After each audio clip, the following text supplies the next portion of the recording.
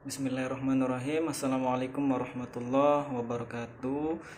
Saya Muhammad Nizar Labadani, mahasiswa Fakultas Usuluddin Adab dan Dakwah IAIN Palangkaraya. Ingin menjelaskan secara singkat saja untuk perkenalan terhadap metode terjemah dengan menggunakan metode Granada. Yang pertama masuk yaitu apakah metode Granada itu? Metode Granada ditemukan oleh Ustadz Solihin Bunyamin Ahmad, berawal dari keseriusan beliau dalam mengajarkan Al-Quran dalam bidang tahsin dan tahfiz, kemudian dalam bahasa Arab, dalam hal nahu dan sorobnya, yang dimulai pada tahun 1998 sampai sekarang, dan yang dilakukannya di berbagai tempat serta dengan berbagai metode. Maka akhirnya menemukan satu metode yang dinamakan Granada. Metode ini diuji cobakan selama 4 tahun, terhitung dimulai dari 1998 sampai dengan tahun 2001, dan baru dipatenkan pada tanggal 15 Juli tahun 2001. Kemudian tingkat keberhasilan metode ini mencapai sekitar 80%-an, dan hingga saat ini telah meluluskan banyak peserta. Kemudian metode Granada yang dilengkapi dengan VCD tutorial yang lengkap dan mempermudah proses pelajaran. Kemudian metode Granada ini beralamat di Jalan Mekar Baru 1 nomor 19 di Jakarta. Kemudian masuk ke persiapan belajar Al-Quran. Metode Granada ini yang pertama itu niat yang ikhlas, kemudian semangat yang kuat, bersabar, dana, dan pembimbing yang mumpuni, serta pengorbanan waktu. Lalu masuk ke langkah pembelajaran metode Granada. Untuk dapat menerjemahkan Al-Quran dengan baik dengan metode Granada, peserta didik harus melalui 4 langkah, yaitu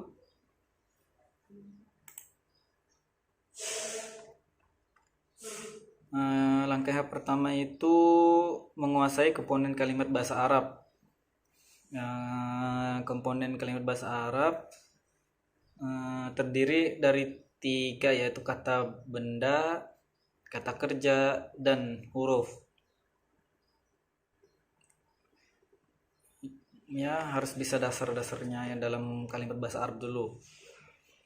Kemudian pertama kata benda yang bisa diawali dengan alif lam, kemudian bertanwin, rahmatan, rahmatin, rahmatun, kemudian berawalan mim seperti masjid dan mukmin contohnya. Kemudian nama orang, kemudian diawali dengan huruf ila, fi, an, wa, ta, dan sejenisnya. Kemudian kata majemuk,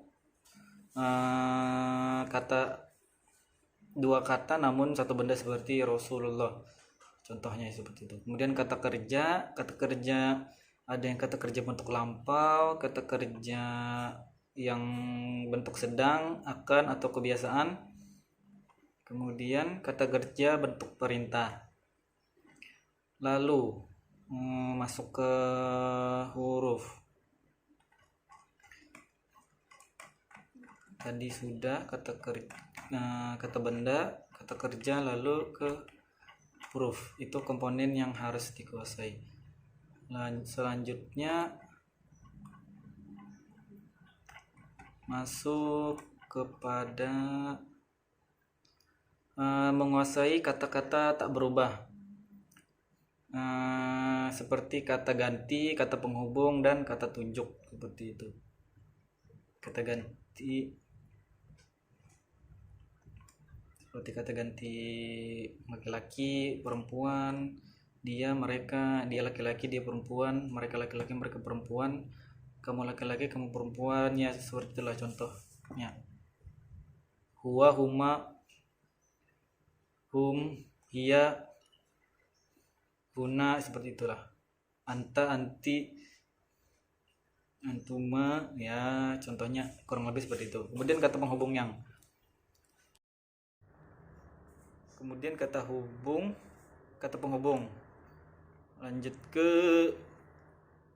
kata tunjuk seperti zalika, zalikuma, tilka, haza, hadihi, ya seperti itu contohnya.